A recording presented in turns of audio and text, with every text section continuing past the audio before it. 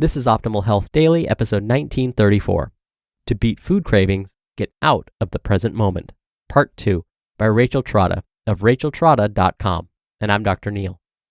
Welcome back to Optimal Health Daily, or welcome for the first time if you're new here. This is the podcast where I act as your very own personal narrator and read to you from some of the most popular health and fitness blogs online, and always with the author's permission, of course. Now, for a lot more blogs being narrated for you, check out Optimal Living Daily. You can search and find that podcast wherever you're listening to this. Now, today's episode is part 2 of a longer post. If you missed part 1, then I'd recommend going back and listening to yesterday's episode first. That was episode 1933.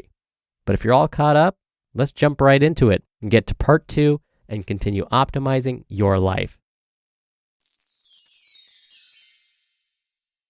To beat food cravings, get out of the present moment. Part 2 by Rachel Trotta of racheltrotta.com. Get out of the present moment. When you confront cravings, the absolute best thing you can do is get out of the present moment. Why?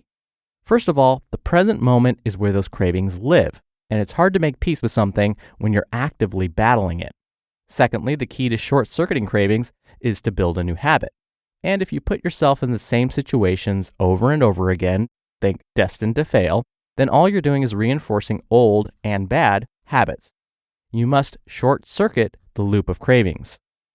Physical strategies.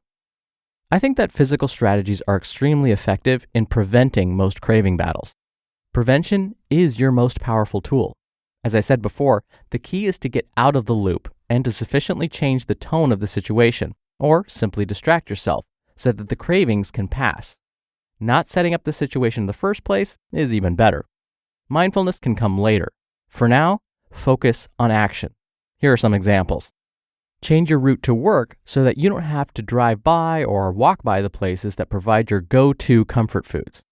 Or clean up your kitchen so that it is tidy and only fruits and vegetables are visible.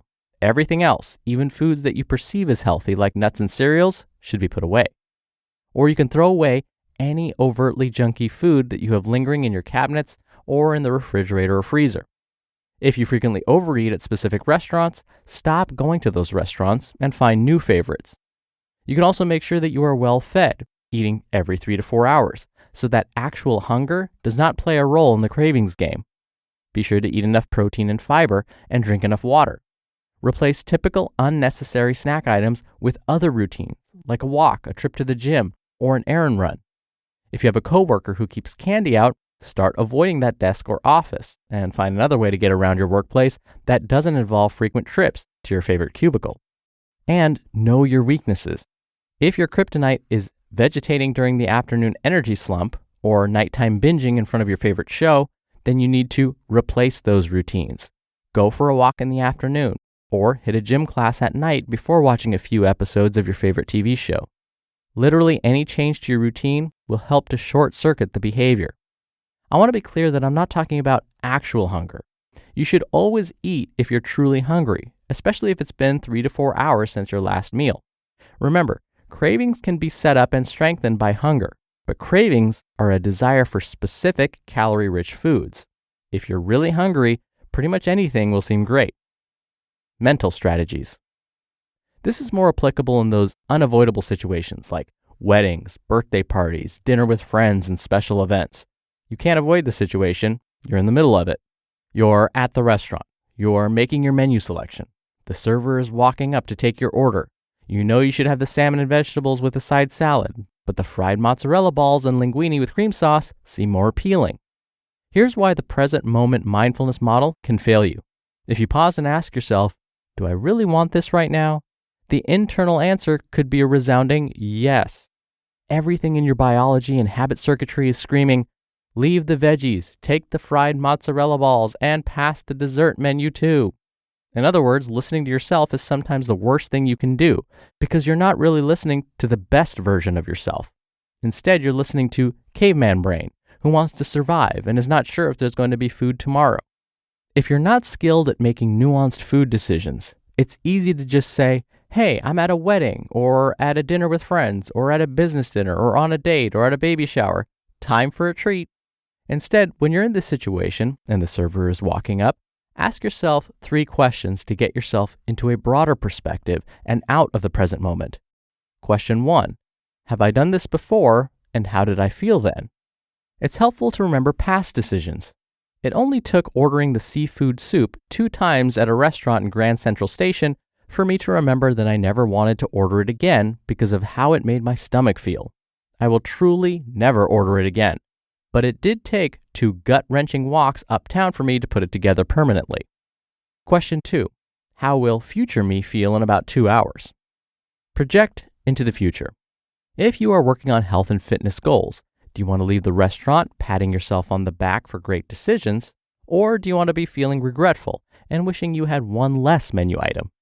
And question 3, am I really going to miss out? This is crucial because sometimes the answer is yes, but sometimes. Here's one example. In Italy, my typical no pastry ban has always lifted because I do feel like I would be missing out. It's truly special. The cuisine is part of the experience. By contrast, if you have a wedding almost every weekend this summer, many of my clients do, that situation is not truly unique or special because of the cuisine. If you skip the pasta and have the fish and vegetables instead, you're probably not missing out on anything really spectacular because you're there for your friends, not for the food. Most of the time, you're not missing out. Learning to trust yourself. Eventually, if you exercise that dietary restraint muscle on a regular basis, you will eventually be able to trust yourself and operate on an intuitive eating level. Caveman brain will always be there, but your habits will be so secure from repetition that the muffled echo of "get the mozzarella balls" will be subservient to your operative routines. But it does take time, and nursing habits through their early stages into fully functioning, strong, self-regulating routines is an exercise in patience, consistency, and self-discipline. But remember, love your caveman brain. It's what allowed you to get here in the first place. But you don't need caveman brain anymore, and you can lovingly let it go too. You just listened to part 2 of the post titled, "To Beat Food Cravings, Get Out of the Present Moment" by Rachel Trotta of racheltrotta.com. Dr. Neil here for my commentary. I love when Rachel mentioned projecting the future. Think about the future, whether it's 2 hours from now, immediately after the meal, or even 10, 15, or 50 years down the line. What we're learning through research is that when we think about performing healthy behaviors and actually making that a habit today, we have to often think about ourselves in the future in order to make it happen. So what we realized is we as human beings have this bias where we think about exercising and eating right as tomorrow's problem or my future self's problem. It's as if we see our future selves as strangers that we've never met before. And therefore, why should we care about this stranger that we've never met before? We fail to realize that that's just us in the future, and that future us will be really angry at present us for not doing these healthy behaviors. So I agree with Rachel in that we have to get out of the present moment and imagine ourselves in the future. We have to think about what are we going to do right now that's going to make us 5 minutes from now, 2 hours from now, feel our best. And that's not easy to do, but that's where I agree. Rachel's 3 questions are a great tactic to use because it forces you to think that way. Have I done this before and how did I feel then? How will future me feel in about 2 hours? And am I really going to miss out by skipping this high fat, high sugar, high salt food?